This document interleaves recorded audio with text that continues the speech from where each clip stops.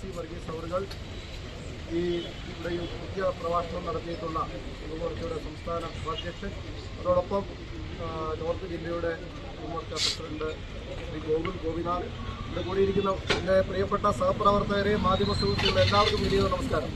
നമ്മൾ കഴിഞ്ഞ 10 വർഷം കണ്ടതാണ്.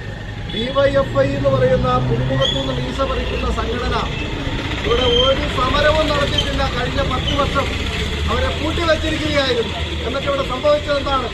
ഇവിടെയെല്ലാം അനധികൃത നിയമനങ്ങൾ, നിരവധി അനധികൃത നിയമനങ്ങൾ നടന്നു. ഇപ്പോൾ പുറത്തു വരുന്ന വാർത്ത എന്താണ്?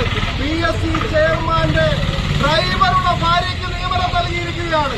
PSC ചെയർമാന്റെ ഡ്രൈവറുടെ ഭാര്യയ്ക്ക് നിയമനം നൽകിയിരിക്കുകയാണ്.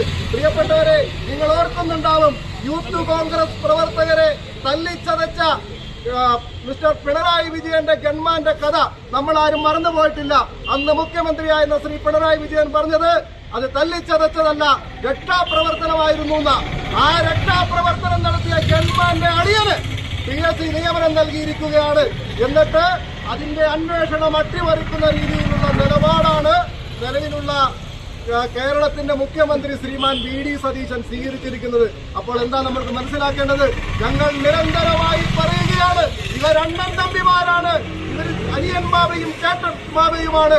ഇവര് നിരന്തരമായി ഈ നാട്ടിലെ യുവാക്കളെ പറ്റിച്ചുകൊണ്ടിരിക്കുകയാണ്, ഈ നാട്ടിലെ ഉദ്യോഗാർത്ഥികളെ പറ്റിച്ചുകൊണ്ടിരിക്കുകയാണ്.